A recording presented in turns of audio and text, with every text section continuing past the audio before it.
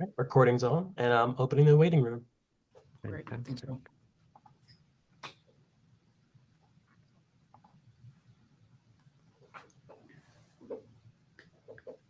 Good afternoon. Welcome. Folks are just starting to trickle in. Hope you all are doing well. Let us know where you're coming to us from in the chat. I'm Santiago Martinez.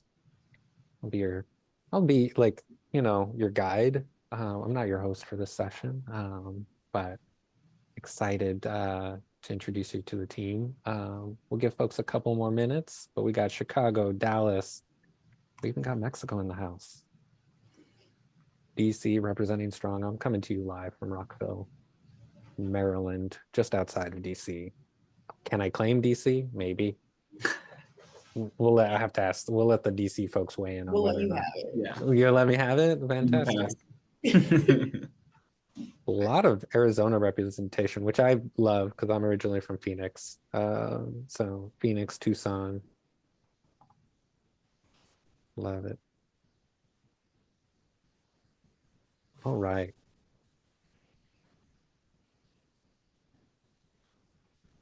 I'm getting up to critical mass. All right. Well, don't want to hold us back any longer. Welcome, everyone. I'm Santiago Martinez from Team Arena.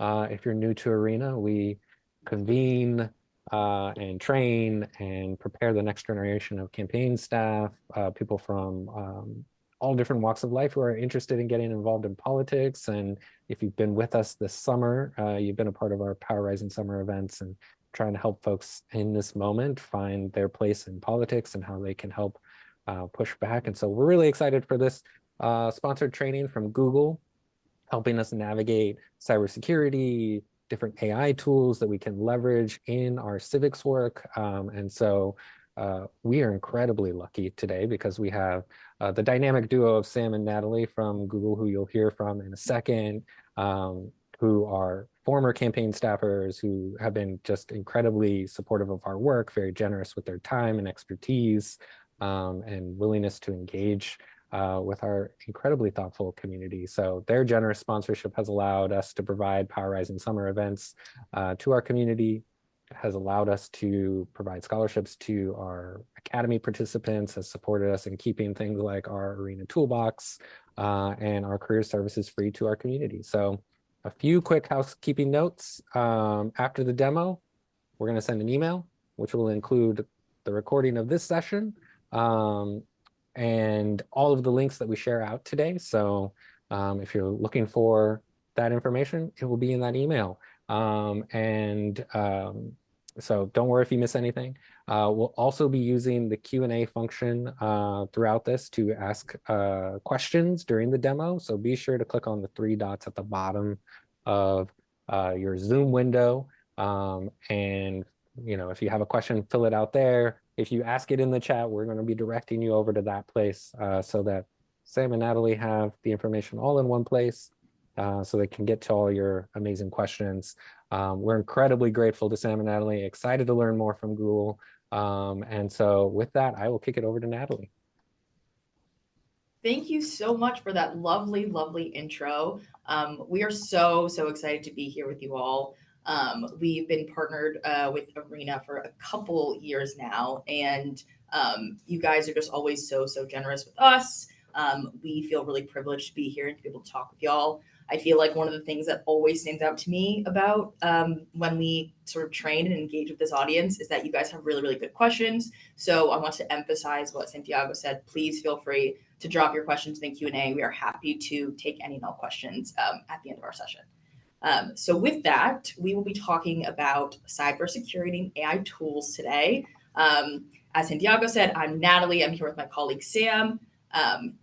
This is specifically what we'll talk about. So I'm going to start with the cyber stuff. I'll do a quick overview about sort of the cyber landscape as we see it, the threats, account security, how you can protect yourselves as what we call high-risk users. And then I will kick it over to Sam, who's actually also an Arena alum. And he's going to talk about how you all can leverage and use our AI tools and products to hopefully save you time and energy in your lives, whether that's personally or professionally.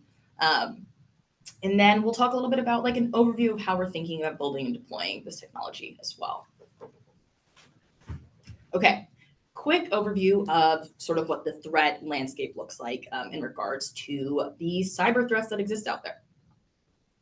Now, as you can tell by this slide, account security is more relevant today than it's ever been, right? So we have some examples that you see on the left, but also think about headlines you may have seen in the wild, or even communications you might have received, right, from organizations, companies, etc., about compromised data due to ransomware or similar styles of attacks, right? You might remember the JD Vance dossier and the Iran hack from last cycle, right? Those are really high-profile examples, but other ones exist too.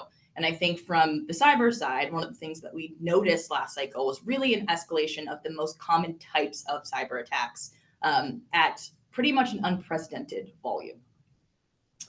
Now, when it comes to the threats and the bad actors that exist, they aren't all created equal, right? So the American political sector's tech infrastructure is really highly targeted by this trio of bad actors that you see on the screen here, right? Cyber criminals, nation states, and what we call hacktivists. So for an average user, right, a bad actor probably is going to cast a really wide net. Those types of attacks are going to be financial in motivation. So they might not target a campaign or a specific person purposely, but you're still vulnerable to these types of attacks, right?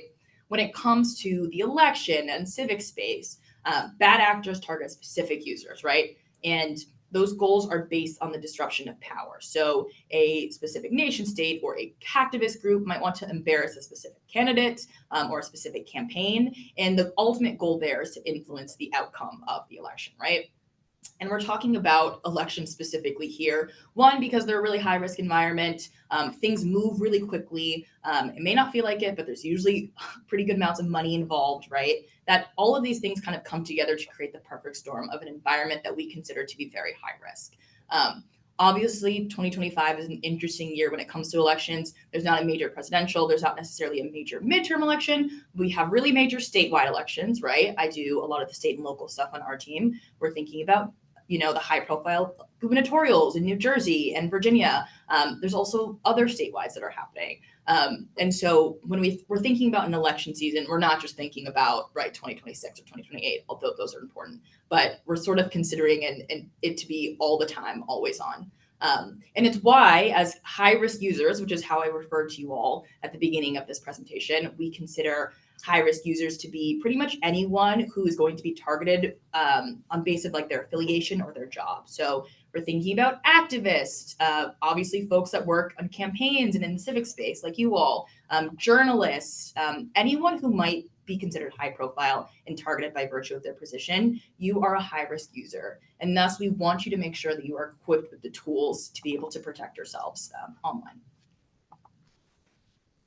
Now, I don't need to tell you all, but the risk of politically motivated online attacks are alive and well, right? And on the left side of the screen, you just see some of the risks that we're thinking about, especially as you're engaging in elections, right? So things like attempts to access not just your organizational or campaign accounts, but maybe your maybe your personal accounts too, right? So especially if you are more known, if you're more public when it comes to campaign, your personal email could potentially be vulnerable. We're thinking about different website issues, right? Website defacements. So someone might want to take your website offline. That's a DDoS attack. They might want to delete or modify the content of your website, replace it with their own messages. You know, when we're thinking about those types of attacks, the consequences of being able to take down a website or being able to replace a website's content could be really damaging, right? Every day a website's down, you know, it's one less means to recruit volunteers or solicit donations, communicate with voters, right? So we're thinking about that. You could also be vulnerable to impersonations and fake content, right? That's like the type of threat that's been around for a little while now, but it's becoming ever more pervasive, right? Phishing attempts, and then sometimes it's just like a mistake. It may not necessarily be something malicious, but maybe a volunteer, you know, has a vol email that they use to sign in to your van, right? And then they accidentally leave the password somewhere. You're only as strong, right, as your weakest link. Now, I want to take a second to dive a little bit deeper into phishing. Obviously, it's a really common method of attack. I think we're all pretty familiar with what phishing looks like. You know, it's a form of social engineering. Someone's going to try and deceive you into revealing sensitive information or installing some sort of malicious software on your device, right? It's a tactic that existed for a while, but they're actually becoming more sophisticated essentially every day. And there's also tons of different types of phishing. And so I want to show an example that I think people know less about. On this slide, you'll see an example of what we call HTTPS phishing. So I think when we think about phishing, we're usually thinking about, clicking a malicious link in an email, right? Or in a text message. But there's also potentially these elaborate fake web pages that people can come up with. This is a specific type of phishing, HTTPS. So on the left, we have a real Google web page, right? This is what it would look like if you're signing into a Google account, a Gmail account. And on the right, we have a very well-made phishing version.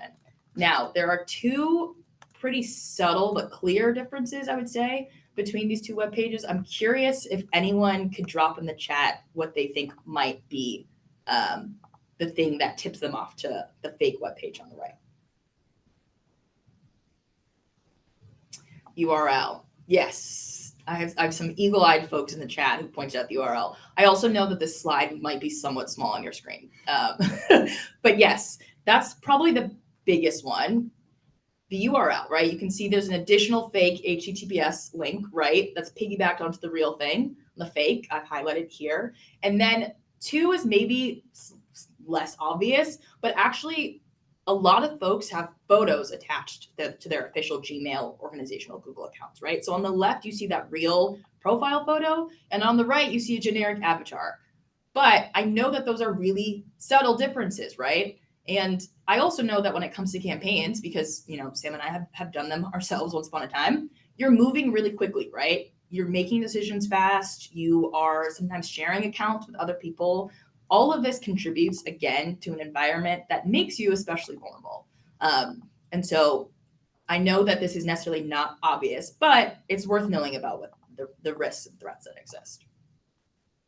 So I want to say to all of that, is phishing effective? Yes. 91% of information security attacks start with a phishing attempt in some way.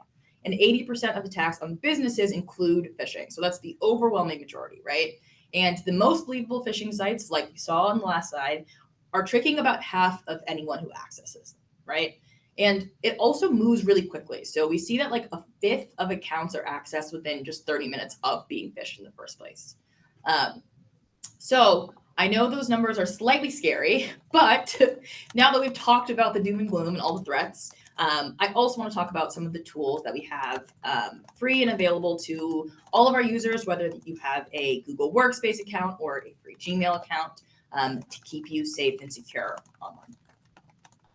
Now, we have a lot of products at Google, and a lot of them also have automatic protections that are available to anyone as soon as you create an account, right? Gmail, Google Chrome, which is our browser, and the Google Play Store are three of our main areas of focus when it comes to protecting users. And that's just because we see that attacks are most likely to enter via one of those places, right? Email, internet searches, or app downloads. We have 1.5 billion people that use Gmail in some way, shape, or form every single month. So it's a lot of users. And we have 5 million paying businesses that use Gmail as a part of Google Workspace. So we're always figuring out the best means of security, how we stay ahead of those threats that I talked about in the first section. And we're using machine learning models to do this. So in conjunction with other types of protections, our current machine learning models actually block more than 99.9% of spam, phishing, malware from ever reaching your Gmail inboxes. So yes, you should know and be aware of the threats that exist. They are real. However, overwhelmingly likely, you will never see them because they're going to go straight to your spam folder, which is great. We also have our own browser. Some of you may be users, Google Chrome, and we have something called safe browsing. So that type of technology is going to automatically protect whatever device you're using Chrome on by alerting you when you try and visit a risky website. So maybe you've used Google Chrome before and you've gotten the little like red exclamation point triangle when you're trying to access a website. That basically says, hey, are you sure you want to go to this website? We don't think it has the proper security protections or configurations. You might want to go back to safety, right? When we originally rolled that out, it was just on Chrome. We've now made this tech free for other companies to use in your browsers. So whether you are a Safari user, you have an iPhone, or you are a Firefox user, they also have safe browsing.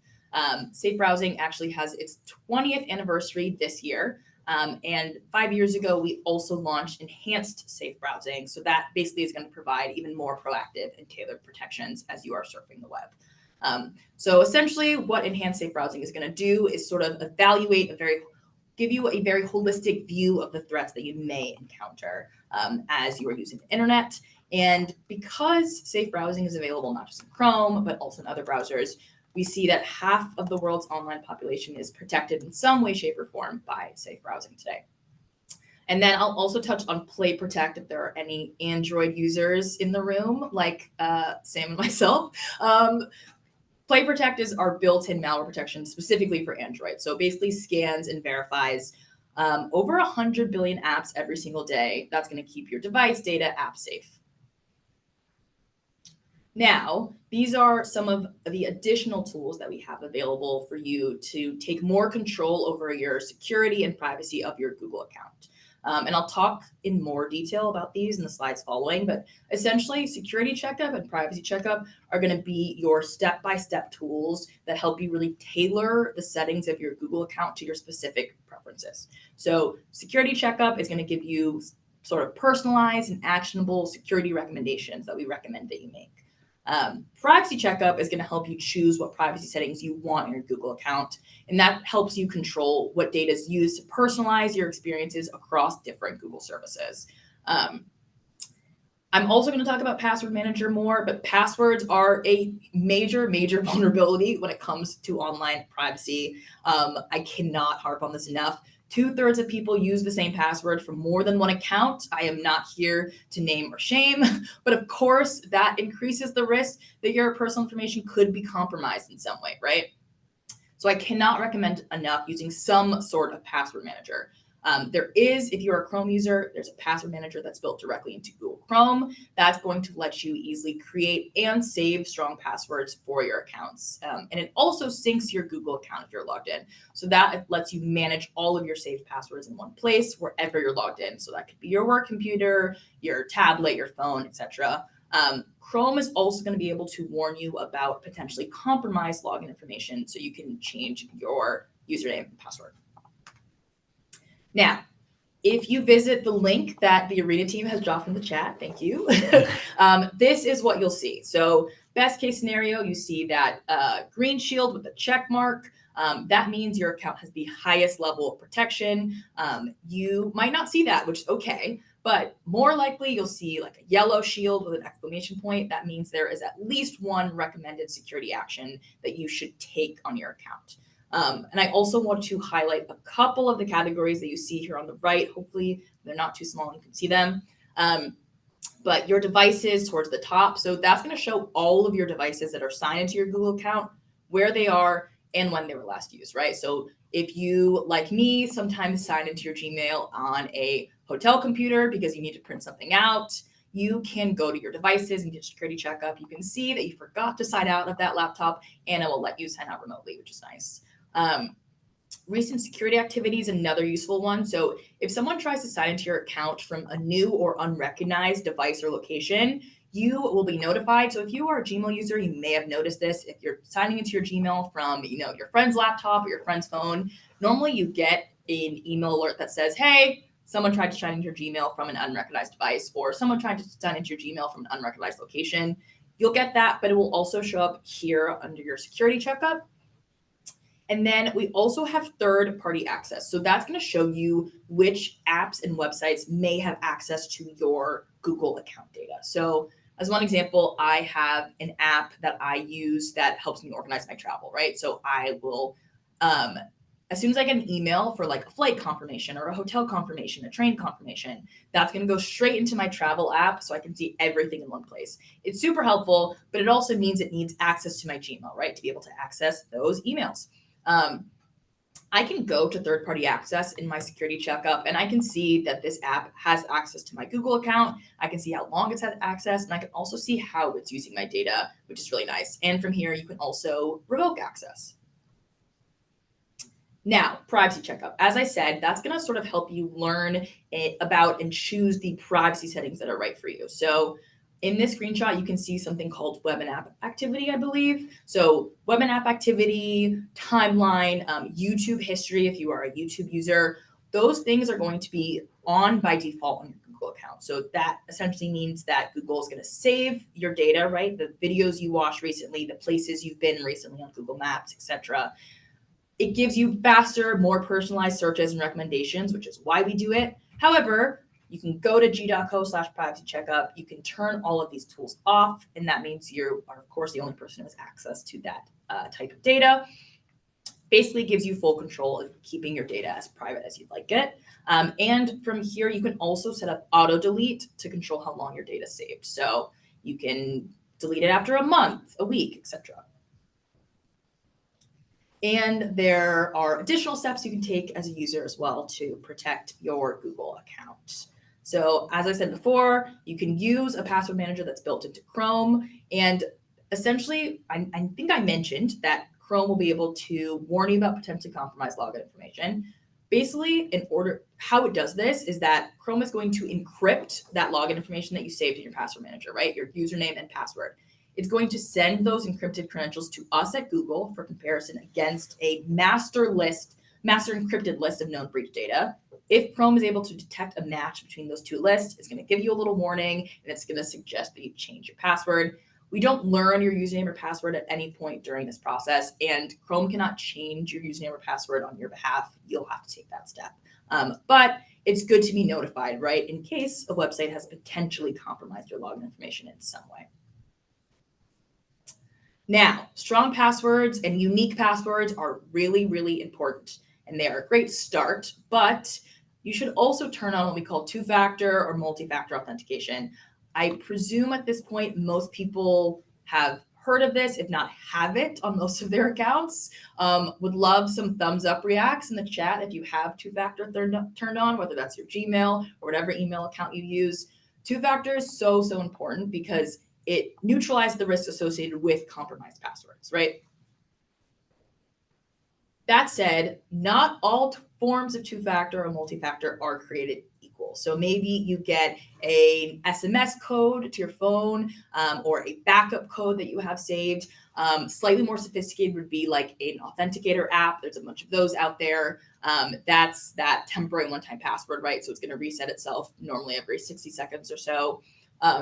Those are good, and they are certainly better than a password alone. But we have seen attackers become more and more sophisticated and attempt to intercept these codes. Not always successful, but it is potentially possible. And it's why, for the strongest form of two-step verification, especially for an organizational account, we recommend one of two methods, either security keys or passkeys. Now, what makes security keys such a strong form of authentication? It's because even if an attacker gets through your password layer potentially, right, or even is able to intercept that verification code you have sent to your phone, they would still need a physical security key, right, to access your account. So security keys essentially verify your identity and sign-in URL as you're signing in. So you can either buy a physical security key or you can activate your phone's built-in security key, whether that's Android or iPhone. You just need to be running, I think, Android 7.0 or more recent, or iOS 10 or more recent. So some pretty old versions of this technology. I also want to plug that you might be eligible for free security keys if you work on a campaign through our partnership with Defending Digital Campaigns. They are a nonprofit that we work with that provides access to cybersecurity products, services, and information to campaigns all across the country. So quick plug for them because they are great, and their email is here if you are interested in potentially equipping your campaign with free cybersecurity products. They are the ones to call.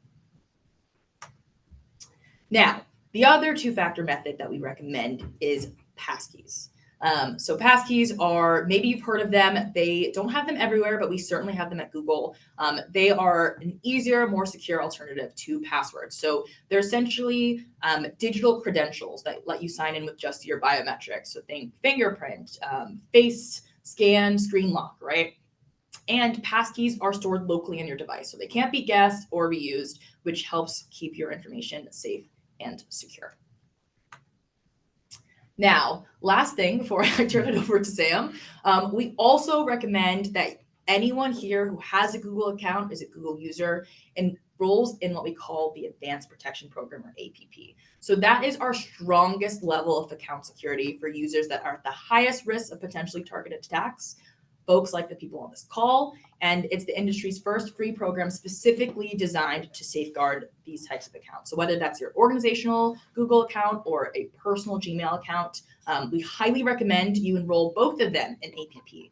And APP is also continuously evolving to add new protections as we figure out that the threat landscape is changing. So you can go to g.co/advanced protection to enroll. It's totally free. You just need either a security key or a pass key to enroll. And with that, I will turn it over to Sam to talk about all things AI. Yeah. Hi, everybody. Thank you, Nat, for sharing all the cybersecurity stuff, which I know is like a lot, but it's so important that we have all those factors turned on. So yeah, let's get started with some AI.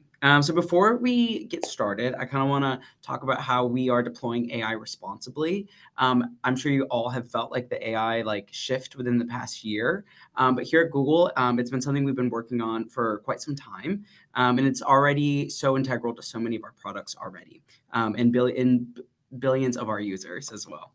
Next slide.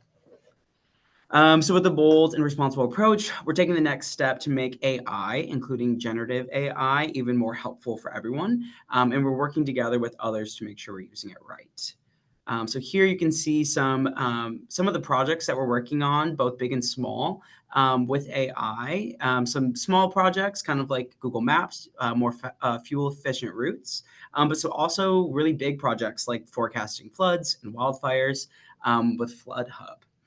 So next slide. One project we like to highlight is the city of Memphis and how we're using AI for their street maintenance. So city governments struggle to identify and remove potholes, which make streets less safe and cost U.S. drivers to the tune of $26.5 billion per year. Memphis is one of the largest cities in the country by land area. So we're using AI to improve their street maintenance and make this daunting task a little less scary. So to address this, the city of Memphis worked with Google to use AI-enabled cameras mounted on city vehicles to identify potholes and to train object detection models to find those potholes along any routes and classify them for filling. So together with data-powered methods, this effort helped identify 75% more potholes than the manual process. This led to smoother and safer roads for Memphis residents and simplified a task that would typically require over 32,000 hours of city employee time each year. So now let's get into kind of how you can use AI in your day-to-day life. So actually, before we get started, in the chat, want to give me a yes or no if you're familiar with generative AI. Let's see. Okay, seeing some somewhat, some yeses. Okay, love it. And is anyone familiar with Gemini, Google Gemini? Give me a yes or a no. Saying yeah, love it. Okay, that's great. Love Gemini. Thank you, Sydney. I had nothing to do with the production design of Gemini, but I'm going to take credit right now. I love it. And then for Notebook LM, we'll talk about that one in the second half, but just to get a gist. Is anyone familiar with Notebook LM? Yes or no? Okay, seeing a no, seeing some yeses. Okay, love it. Love it. Okay, great. So to get started, we're going to talk about Gemini and what generative AI is. Something we also like to highlight is, as you know, generative AI and Gemini kind of take stage in technology. It's important to know how they work and what it is and the functions of it, right? You never want your principal to be caught off guard when asked about AI. And so this is a good just understanding of generative AI. So to understand it, generative AI can help us create new content, right? It builds on existing technologies like large language models, LLMs is a term you'll hear a lot around generative AI. And that is trained on large amounts of text, and it learns to predict the next word in a sentence. So when given a prompt, Gen AI uses a statistical model to predict what an expected response might be. And this generates new content. So generative AI not only creates new text, but also images, video, or audio. So when you enter what we call a prompt into Gemini, it replies with a response using the information it already knows, or it will fetch from other sources like Google search. So the way we like to think about Gemini and prompts is like the stronger the prompt, the stronger the response, right? And so here are some, factors that we like to include in a prompt. So give it a role, define the goal, specify the audience, set restriction and style, and then format the response. So you don't need all 5 of these to have a really strong prompt, but each one brings in a certain element to get the result that you're looking for. So now you kind of understand the background of a prompt. These are some examples of what a prompt, if you're working on a campaign trail, would look like, right? So you're a government official. Provide a list of tough questions that you would anticipate from a New York Times journalist in an interview on the state of the economy in bullet points. So this is just one example of how Gemini can be used, but can also act as a soundboard. You can build an idea, you can summarize and tailor information and generate content like drafting speeches, press releases, social media posts, and talking points. And this is an example of what that previous prompt looks like. So you can see it separated the questions by subtopics, generated a list. And from here, you can ask it to be more specific, elaborate more, or really anything. You can export this into a Google Doc. And then with one click, you can also do a little bit of fact checking with Google search. Additionally, we have Gemini Live, which is available on the Android Play Store and iOS devices. Basically, it kind of takes Gemini to the next level, right? So with Gemini, you're typing, you're thinking through prompts. Gemini Live, you can have a more natural, free-flowing conversation. So it allows you to brainstorm more actively with like an AI assistant. And then I think... yeah, so Gemini is available for everyone. It's free, gemini.google.com to get started. And Notebook LM. Okay, Notebook LM is my favorite product. I don't know if I'm allowed to say that, if I'm allowed to have like a favorite child of Google products, but Notebook LM is the best. So let's get started.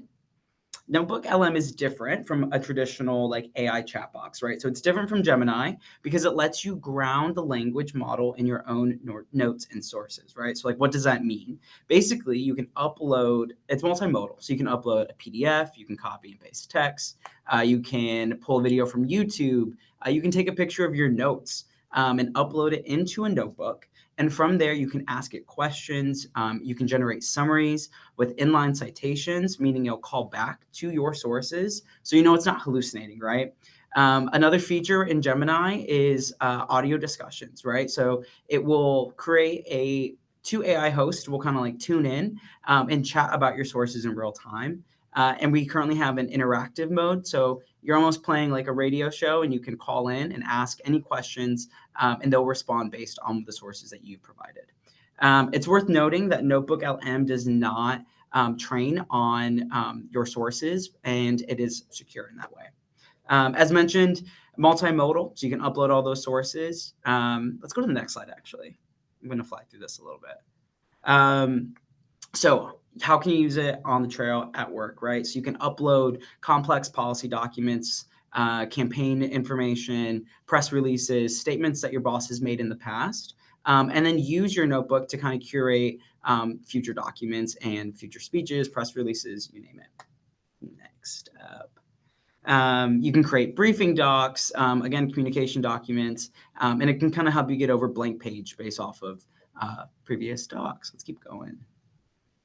The AI overview feature, as mentioned, again, like a deep dive with like AI host about your sources. I know we're kind of running tight on time, so I'm going to fly through, keep going. I'm going to show you what Notebook looks like. One more than that, sorry.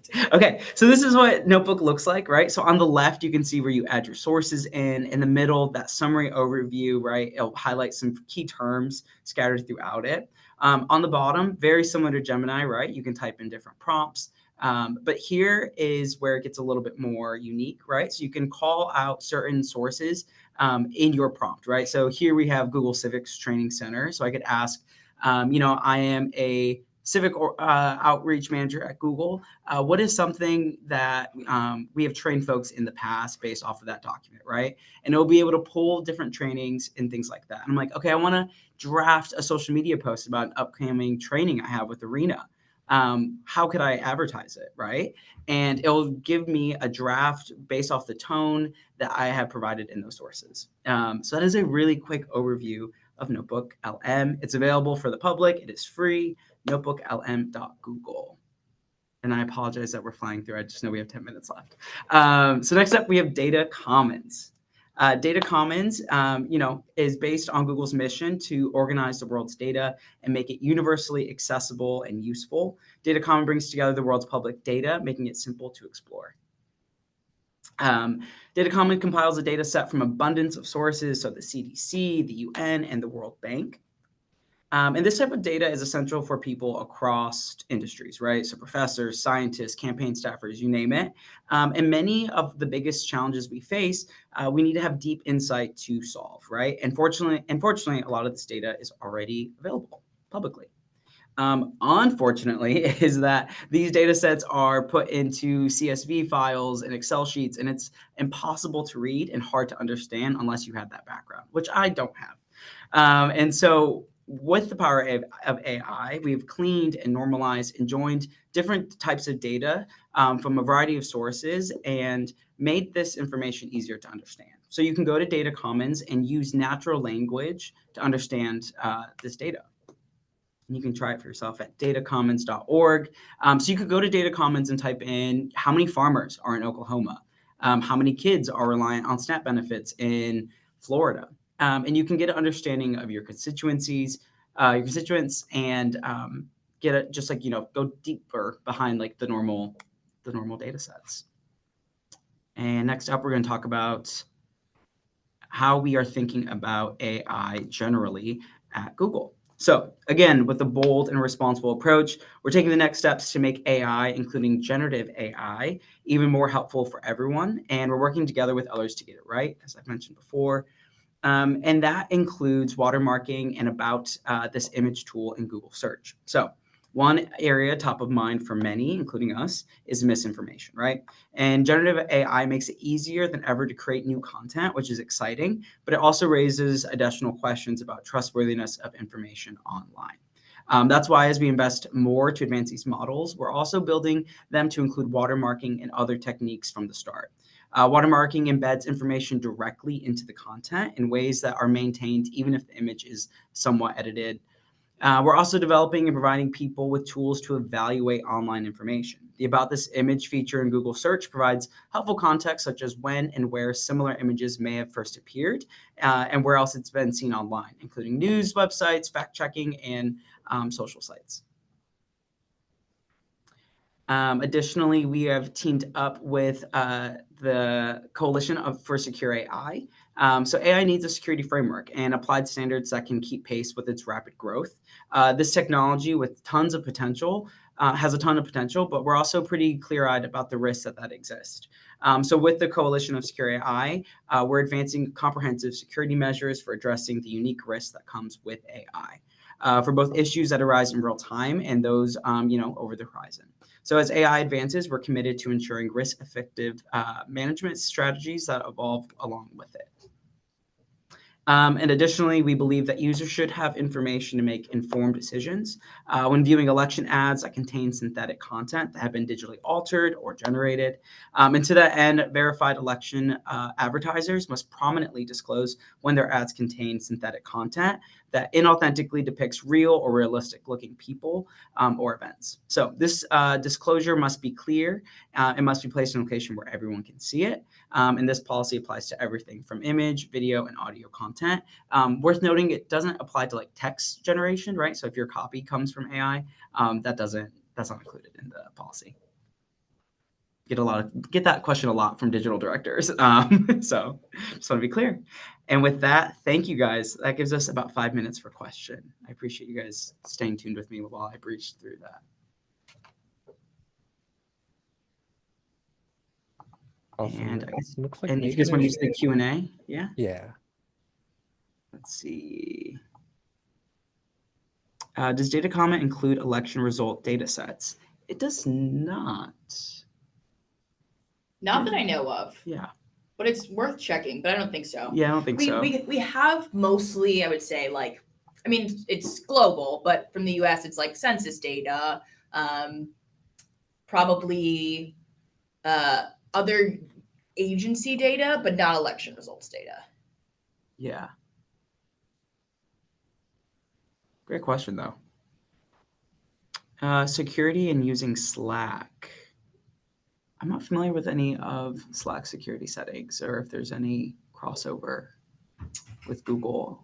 Could you be more specific about your question? Andrea will circle back around. Tyler Thompson. What protections exist to prevent Notebook LM from being trained with ringworm disinformation to create more disinformation content to undermine the democratic process? What steps will Google take to prevent further incidents of AI psychosis where chat AI box amplify users' delusions resulting in violence or harm? Both excellent questions. As far as the protections around Notebook LM being trained with any right-wing disinformation, Notebook LM, anything that you put in Notebook LM isn't going to train the larger LLM of Gemini. So it's very much curated to what someone puts into their own notebook and how they use it. So it's not training like a larger LLM. Is there anything else you'd add there? No, I mean, yeah, we don't use anything that you put in Notebook to train the model. What our training sets specifically look like, that's honestly information that I don't think that we would share, and also information that, Frank, to be completely candid, Sam and I don't really have. No. I think like the best offense against that is like more information, to be honest. And like the truth is, all large language models, by virtue of the name, are trained on really, really large amounts of data. And so exactly what that data looks like is hard to even share, even if we had that information. But I think like the best offense against what we might consider the type of information that we don't want a model trained on would be to feed it as much information as possible so it has a really holistic view.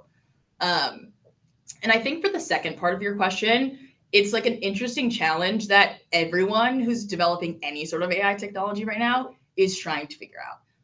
These models are developing really quickly and they're getting better really quickly. But that doesn't mean they're perfect. Like, we'll be the first people to tell you that. And it's why we always recommend that anything that you have that has been generated by any AI model, you should double check. One of the things that we didn't talk about in the Gemini section, because I kind of stepped on Sam's time, was that in Gemini, there is a Google It button. Click the 3 dots at the bottom of any answer that's generated, and it will double check any fact-based results with authoritative sources on Google search. We know that these tools are still somewhat experimental, so you should double check anything that AI has come up with. For your own peace of mind. Mm-hmm. And I think in terms of like the user safety piece, that's honestly still something that across the industry, like, we are trying to figure out. Like, obviously those are in majority very isolated incidents compared to the number of people who use these types of tools every day. But that doesn't mean it's okay or right. And I think like from our standpoint, from Google, we are a company that takes the trust and safety of our users really, really seriously. We've been around for a long time. The reason why people know and trust Google is because they know that we take that seriously. And it's why we have a lot of protections, especially when it comes to users that are underage using these tools. That said, no one's going to be perfect, at least certainly not us. And so I think like we are doing what we can internally to make these tools as safe as possible for our users. But it doesn't mean that people who maybe shouldn't have access or aren't using these, right? And I think also when it comes to the types of results that a Gemini will put out versus other companies' LLMs, and I'm not mentioning any specific names, but Gemini tends to be much, much stricter in terms of the type of information it will output. And if you ask it certain questions, Gemini will not hesitate to say, you should go to a financial, mental health, etc. professional for that, rather than consulting a large language model, which is maybe not the appropriate place for some of these questions that people have. Cool. Any other questions? We have a couple minutes left. We have a minute left. Great. I will recommend taking down our email, that's civics-outreach@google.com. As you hit the campaign trail, or if you end up in government, we are here to help triage any issues that you guys have with Google products. So yeah, happy to join you all today. And thank you so much for your time. We appreciate it. Folks, give it up in the chat for Sam and Natalie. Always wonderful having you all here and helping us be better, savvier users of these Google products and of AI as the landscape changes. So happy to have you all in our corner. Special shout out to the Arena team for helping support and bring all of this together. June, Sydney, Deborah, Myra, Jess, everybody Aziz, who helps pull this all together in the background and makes this all run as smoothly as possible. Again, another shout out and appreciation to the Google team. That's our show for today. This recording will be sent out, as well as the links and information for you to get in contact with the amazing Google team if you have questions. And everyone, have a good rest of your day, and we'll see you next week.